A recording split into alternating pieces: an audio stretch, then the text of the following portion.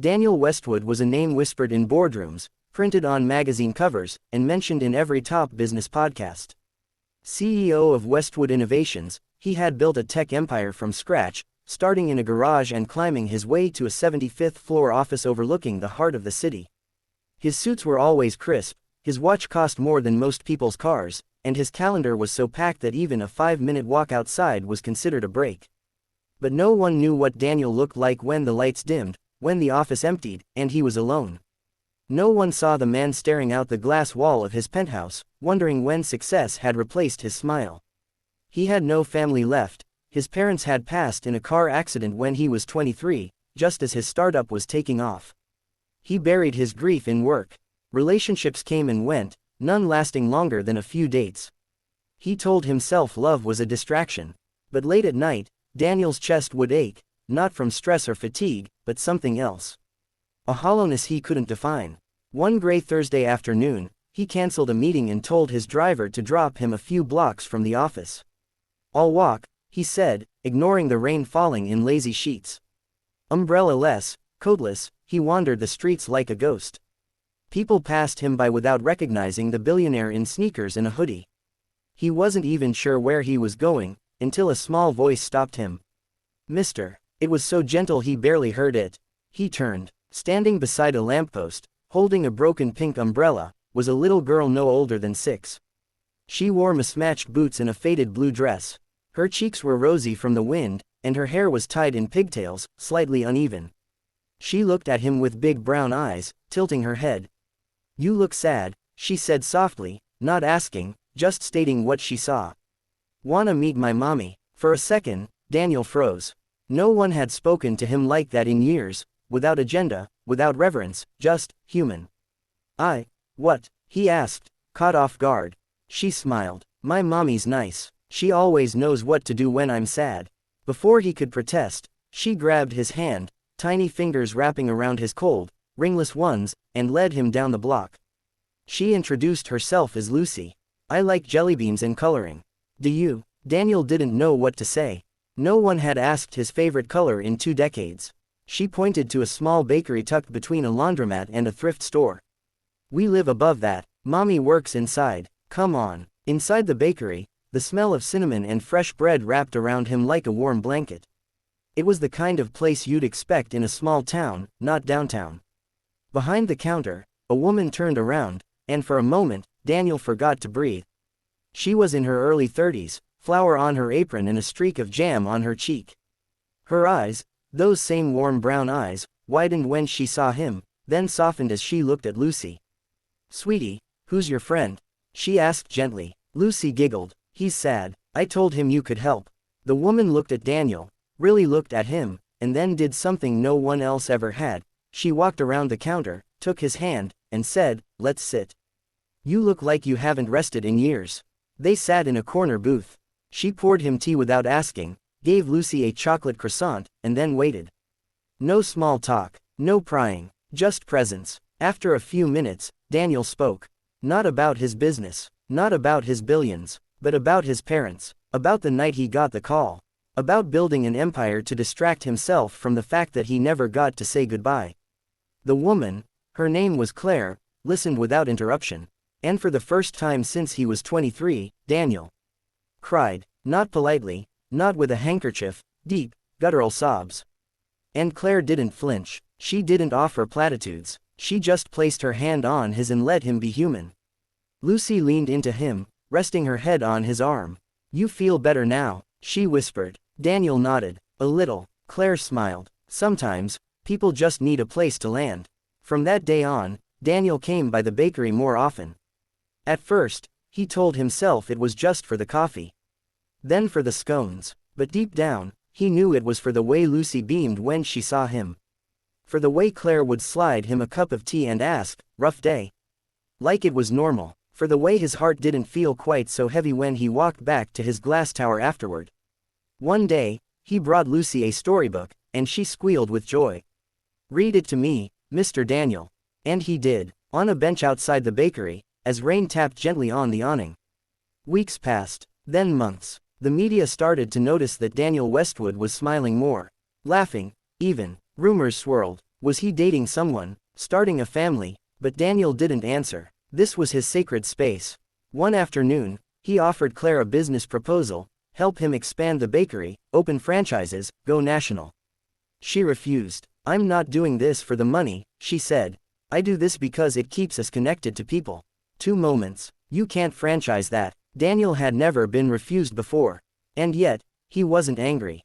He was inspired. He realized for the first time that maybe he had been doing it all wrong. Maybe happiness wasn't in the skyscraper, but in the bakery below. In the small kindnesses. In the little hands that reached out to his when he least expected it. Lucy gave him a drawing one day.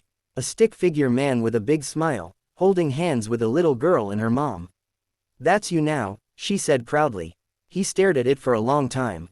And when she asked if he wanted to come to her school's Daddy-Daughter Day, he didn't even hesitate. "Of course," he said, his voice shaking. That night, as he lay in bed, Daniel looked at the drawing again, and for the first time since he was a young boy, he whispered, "Thank you." But the biggest surprise, the one he never saw coming, was still ahead. Because one rainy morning, a letter arrived at the bakery, addressed to Claire, and what was written inside would force Daniel to choose between the life he had built and the life he never dared dream of. The bakery was quiet that morning, except for the hum of the oven and the gentle thump of Lucy's footsteps dancing near the window, pretending to chase raindrops. Daniel had just arrived, holding a bouquet of fresh tulips for Claire. He had no idea that a single envelope waiting on the counter would flip his world upside down. Claire looked pale as she held it in her flour-dusted hands, eyes frozen on the handwriting. She hadn't opened it yet. "Is everything okay?" Daniel asked, gently brushing her shoulder. She hesitated before answering, her voice barely a whisper. "It's from Lucy's father." Time froze in Daniel's chest. He hadn't dared ask much about Lucy's dad, assuming he was just gone or perhaps never involved. Claire had always avoided the subject, and he'd respected that boundary. But now, this letter, this sudden contact, felt like a shadow stretching into the warm little world they had built together. She opened it slowly. Her eyes skimmed the words while Daniel held his breath. A tear slid down her cheek as she finished reading, and she handed it to him without a word. The words on the paper were clear and cruel. "Claire, I know I left you and Lucy. I wasn't ready, but now I want to meet my daughter. I want custody. My lawyer will contact you soon." Daniel's fists clenched. That man, who had walked away when Claire was pregnant, who had left her to raise a child alone, working endless hours baking bread just to keep a roof over their heads, now wanted custody. As if Lucy was a possession he could just reclaim. Claire sat down, trembling. "He has money now," she whispered. "And he's angry I never told him where we lived. I did what I had to. I protected Lucy, but if he really tries to take her," her voice broke. Daniel knelt beside her. "You're not alone, Claire. Not anymore." But deep inside, fear rippled through him. Legally, Claire had very little support. The father had rights, and without a strong case or representation, it was possible she could lose Lucy. "We'll fight this," Daniel said firmly. "I'll get you the best legal team money can buy." Claire shook her head. "He'll say I used you, that I got close to you for your money. You're the most powerful man in the city. This could get ugly." Daniel's heart ached. "Claire, I don't care how ugly it gets. I'm not walking away." Over the next few days, Daniel put everything on pause, his business, meetings, even a multi-million-dollar merger. His board was shocked, but for the first time, he didn't care. Lucy came first. Claire came first. He was all in. His legal team reviewed the situation, and the more they dug, the clearer it became. Lucy's biological father had a history: arrests, debts, abandonment cases. But still, with money and power on his side now, he was ready to put on a perfect face in court. One evening, after Lucy had gone to sleep and Claire sat staring at the silent oven, Daniel touched her hand and said, "Marry me." Her eyes widened in disbelief. "Daniel, this isn't the time. You don't have to fix this by." "I'm not trying to fix anything," he interrupted gently. "I love you, Claire. I love Lucy, and I want to be her father, not just in court, but in life. In every messy, beautiful, bedtime story kind of way." Tears filled her eyes. "This isn't a fairy tale, Daniel." He smiled. "Then let's write one anyway." She didn't say yes that night. But she didn't say no either. A few days later, the custody battle began. The courtroom was cold and formal, full of people in suits pretending to know what was best for a little girl they had never met. Lucy's father stood tall, smug, well-dressed, pretending to be reformed. He made claims that Claire was unstable, that she kept his daughter from him out of spite. Then, Daniel was called to testify. The room quieted as he walked to the stand. The billionaire CEO, the man who could buy buildings and bend markets, yet his voice cracked when he spoke about a little girl who handed him jellybeans and drew him pictures with crayons. "I was a man who had everything," he said, looking directly at the judge. "But I was empty. Then Lucy walked into my life. She didn't care about my money. She only cared that I was sad. And she showed me something no business ever could. What it means to be seen, to be needed. I don't want to replace her father. But I will fight every day to be the man she can count on. Because Lucy isn't a trophy. She's a miracle." The room was silent. Even the opposing lawyer paused. Claire took his hand, and in that moment, the judge saw the truth, not just in documents, but in their faces, in the trembling voices, in the stories. A week later, the judgment came. Sole custody remained with Claire. Lucy's biological father was denied visitation based on his past and his sudden, self-serving appearance. Outside the court, Daniel dropped to one knee. This time, Claire said yes. Their wedding was small, just a few friends, some neighbors, Lucy spinning in a white dress, laughing as she threw flower petals into the air. And when the officiant said, "Do you take this woman and this child as your family?" Daniel said yes with tears in his eyes.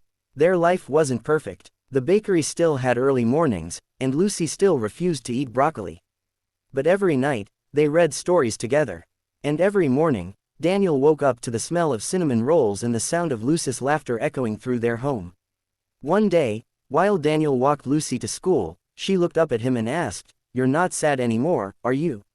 He smiled. "Not even a little." She squeezed his hand. "Told you mommy could help." That evening, Daniel sat at his old office desk, now barely used. He opened his journal and wrote, "The day a little girl saw through my silence was the day I started living again." He looked out at the city skyline and whispered, "Thank you, Lucy." Then he closed the journal and walked back to the bakery, where his real life, his best life, was waiting. And as the sign on the door now read in golden script, "Home is where the heart rises."